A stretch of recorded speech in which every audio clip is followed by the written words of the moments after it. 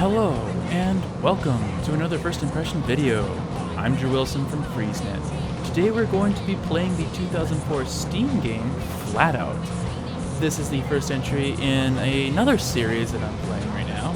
So, I've got 10 minutes on the clock. Let's give this game a go. So, one thing that I did know coming into this game was that this was sort of a spiritual successor to the game Destruction Derby. And one thing I did like about that I did like about that is that I wonder what the heck happened to that series. Like, it ended kind of on a sad note with Destruction Derby arenas, but it had some great games on that system on that series as well. Like my personal favorite, Destruction Derby 64 and Destruction Derby Raw, which was, in my opinion, the only real good Destruction Derby game on the PlayStation. I know some people liked the 1 and 2, but the first two games in this series, honestly wasn't for me. It just seemed like the same thing over and over again, where you're just trying to spin cars out, whereas the other games really focused on like smashing into other cars and actually having a good time in that regard. Because I mean, that's when you try a game like Destruction Derby, that's kind of what you would expect, right? So that's just my opinion. Others will disagree, I know, but that's just what I experienced. So I honestly was like, wow, why has like the Destruction Derby series like fell off the map like it did in like the early 2000s? And but when I found out about this series FlatOut, and it was supposed to be like this spiritual successor, I'm like, oh, I'm in. I want to see what someone is able to do, kind of keep the idea alive. So yeah, that's what led me to playing this particular game. And so this first race seems to be just a standard race. Now, that was the only other thing. Press reset. Okay. Continue race. Oh, okay. Was that the driver, if you smash real hard, you actually fly out the front windshield. I don't know how it's going to add up in making this a more interesting game. I guess I'll find out. I don't know. But, yeah, so smashing into those apparently causes damage. It's a nitro thing here. Those are brakes. I honestly wonder, what is nitro? Is it left control? Oh, what a guess. Okay. Well, that is good to know. Yeah. And in Destruction Derby arenas, they also had the booster thing. So that's definitely something that seems to be carried over into this game, at the very least. Refill? I didn't pay too close attention to that gauge. I think we'll find out. Because it would make sense if this is like Destruction. Well, that experiment failed. But did refill a little bit. If smashing into vehicles refills your boost, I wouldn't mind knowing.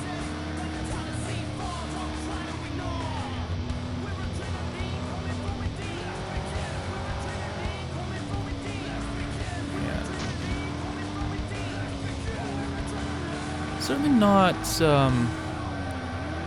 quite as action-packed as I remember Raw and 64. Still some combat racing so far, but this is also the first race too, so okay, second place. Now the only thing I did prior to recording this video is I selected a car, and I needed to test the game out because I always do these preliminary test recordings to make sure that the quality is good, and I did run into some microphone problems before, but resolved that, and I'm here now. So that's why why I had the car already. I just selected Bullet, and it seemed to max out the $4,000 budget you initially started with. So 12, 19. So you get combat. You actually get combat bonuses. Smash bonus total. That's an interesting thing there. It's a little bit like Road Rash, actually, where you got combat bonus. And it looks like in this game you get smash bonus. And I always like the extra little bonuses you get when you kind of, I don't know, start smashing into things or hitting opponents, that sort of thing. So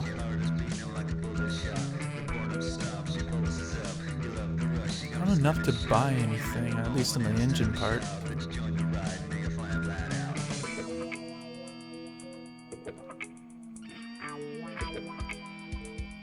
Yeah, so I may as well just go through this. So kind of a bit of like a Gran Turismo twist to this too, a little bit, where you can actually do that. That's one thing that I thought was kind of sorely missing in the Destruction Derby games, was that there was no real customization. Just got a car and it came pre-built, that sort of thing.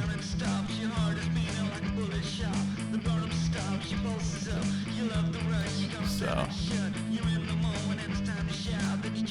sure. I don't know if that helps, but I'll find out. So I did the bronze difficulty, and yeah, that first race is the one that did. So it sort of seems like the combat racing is similar, and just because I want to do something different, let's go ahead and do that. Start. Left control is boost, which is actually kind of convenient. Must be sugar glass that the windows are made of. You know, the Hollywood stunt ones. Kind of busted out instantly.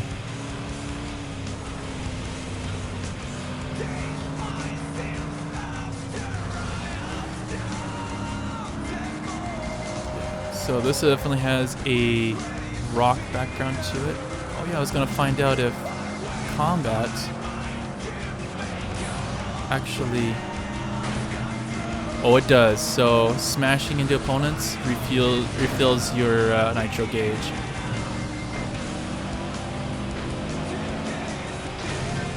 Crunch. Just bully the car off the road. I mean, after all, you're getting bonuses. It's part of the game. Why not? And another tip for general racing is that nitro, really good, not for all games, but for most games, is good to use after a particularly sharp turn, so you can get maximum acceleration when you leave the turn. So yeah, some things I learned from other racing games. So smashing into things also replenishes your fuel, your nitro gauge. But interesting enough, not drifting, at least so far. Are these destructible? I don't know. I went through it. So, some interesting mechanics so far, to say the least. Now, I do know that I watched a review of Destruction Derby 64, and I wholeheartedly disagreed with it because they said they didn't like it, and one of the criticisms they had was that there was no rock soundtracks, and I thought the soundtrack was amazing. I really liked the soundtrack of that game, and because it fit really well, because the whole craziness going throughout the whole vibe. So that was my opinion. So I don't know, maybe, hopefully that reviewer actually played this game instead, because this has the rock soundtrack that he was wanting. Who knows? And I think like fast-paced techno works pretty well in certain situations, and rock works well in certain situations. So it really depends for me how it is executed, because I've seen both, like all different genres either fail at making the game more interesting or succeed at making an interesting game. It all depends on the implementation, the quality of the music, that sort of thing. And sometimes in-house music works exceedingly well. So you never know for sure what's going to work and what doesn't. And it looks like that is the end. That is a really good sign. It does not feel like that was 10 minutes. So I'm looking forward to playing more of this. So that's a very good sign right there. Fairly easy to kind of learn, as you could tell. I was figuring things out pretty quickly. Got a bit lucky at figuring out on my own which was the boost. So, yeah, that's pretty cool. So I'm curious to hear from you. Have you played, say, the Destruction Derby series? Have you played the FlatOut series? Was it a good transition from Destruction Derby to FlatOut? Have you never even heard of these games before? Does this seem like an interesting game to you to play? Let me know in the comments below. I'm really curious, because this is a little bit more different than what I usually talk about on this channel, and I wanted to add some variety, and this really seemed to fit the bill. So hopefully you learned about this game at least, because it seems like it's getting off to a good start. Anyway, if you want to support this channel and any FreezeNet operations, there are plenty of ways you can do so. You can check out our website, freezenet.ca. Plenty of music and game reviews, and we also have a full-fledged wiki for music discovery. So that's a pretty cool feature we have. And of course, on our channel, you can drop us a like and let us know, hey, you're doing a great job, keep up the good work. Don't even have to go to our website for that. Just click like, and that really helps us out. Another way you can support us is subscribe to our YouTube channel. And there is a cool feature with YouTube in that you can turn on notifications, and in real time, it lets you know when we've uploaded something new. So definitely a feature to take advantage of if you want to follow us a little bit more closely. And there's also more direct ways you can support us. You can subscribe to one of our tiers on Patreon, which is patreon.com/FreezeNet. You get insider information. You can get to know what's going on behind the scenes. And Patreon's new. This was one of the games that we were playing. So if you want to know ahead of time, that's the place to get that information, is Patreon.